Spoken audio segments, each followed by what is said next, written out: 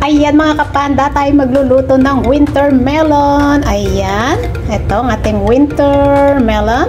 Ayan. At ang ating honey dates. Ayan. Sweet corn. At ang ating dilis. At meron din tayong red dates. Ayan.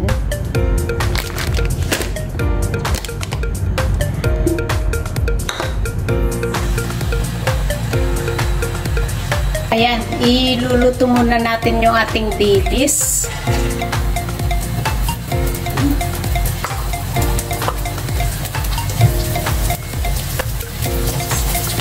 Para masarap ang ating sabaw. Ganyan. Kunti lang nilagay kong mantika, guys. Kunti lang naman ang ating ikukong na dilis. Iluluto. Mag-brown lang siya. Konti. Ayan. Tapos, habang nagkukunaw dito, nagluluto, yung tubig, na yan. Nagpapakulo na ako ng tubig para sa ating winter melon. Para pagkatapos nito is maglagay-lagay lang. Lagay-lagay ko lang yan. Pasok, lagay. Buhos ko na lahat. Diba? Ganun. Wala lang. Kasi ito is may mga natitirang mga kondyan sa ref. So, kailangan ko na rin maglinis ng aking ref. So, kung ano yung nakita ko doon, then yun ang pansaw ko sa ating winter melon. Ayan na mga kapanda. Ayan, nilinis ko na lahat, nahiwa-hiwa ko na lahat yung mga ingredients na kakailanganin natin. Naluto ko na din yung ating dilis.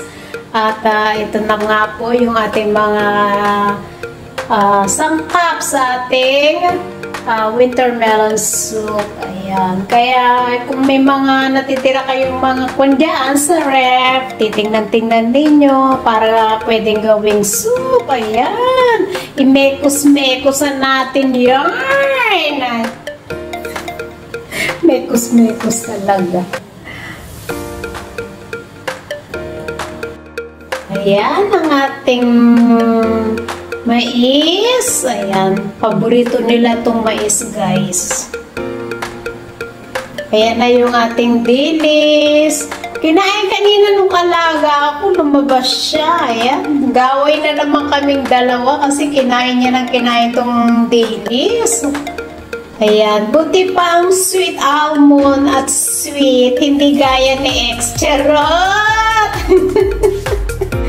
Ating sweet almond. At syempre, meron din tayong honey dates. So, buti pa siya may honey. May date pa. Bongga!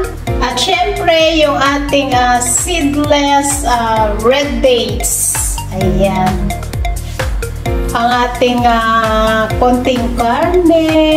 Lagyan natin ng konting karne para may pampalasa. Total, meron naman tayong dilis. Ayan, masarap-sarap na yarn. At higit sa lahat, ang ating winter melon. Ayan, guys. Nahiwa-hiwa ko na yan kanina. So, ayan, nalinis na din. Nahugasan na rin lahat-lahat. So, tara na. Magluto na tayo. At syempre, napakuluan ko na rin ang tubig. Ayan. Ayan, lagay na natin lahat yung mga ingredients dito. Ayan. Syempre, dahan-dahan lang, guys. At baka tayo mapaso. Ayan. Tapos, yung ating sweet dates. Actually, dalawang klase ng sweet dates. Merong bittersweet almond pala. Sorry, almond. Pwede, wow. May sweet almond at saka merong bitter almond. Ayan. Pero usually ginagamit namin is sweet. Kasi sweet daw kuno yung amo ko. Charot! Ayan, yung karne. Lagyan na rin natin lahat yan, guys. Uy! Bayan, dahan-dahan. Tapos yung ating mais. Lagay na rin natin yung ating mais. Okay. Buhos na natin na ganyan. And then, tapos yung ating dilis. Ayan. Ayan na rin. Ayan. Tapos yung ating winter melon. Ayan. So, hayaan na lang natin yung makulo ng makulo. Ayan. Slowly na pakukuluin natin yan, guys. Tapos, syempre, lagyan natin ng konting asin. Konti lang. Actually, hindi naman ako masyadong naglalagay ng maraming asin. So, just to taste lang naman. Kasi, hindi naman, actually, minsan hindi na rin ako naglalagay. Ganyan lang, konti lang. At saka yung dilis at yung kon naman, pag halimbawa napakuluan na yan, guys, yung lasa ng lahat ng mga ingredients, nandun na lahat sa soup. Kaya yan. Guys, ayan na lang natin yung kumulo ng kumulo. At habang kumukulo yan, syempre, pag habang kumukulo yan, so busy naman si Panda sa ibang mga bagay. Yan, kailangan na ako maghugas ng kung ano-ano. So, ganyan. Tayo na lang natin kumulo. So, pakukulang ko to actually ng 2 hours. Pero low fire lang naman. So, slowly talaga na yung absorb yung mga ingredients is yung mapupunta lahat sa sabaw. Kasi yun ang kinakain nila. At the same time, kung din to yung laman kasi nito, pinapakwat ko din ang dito.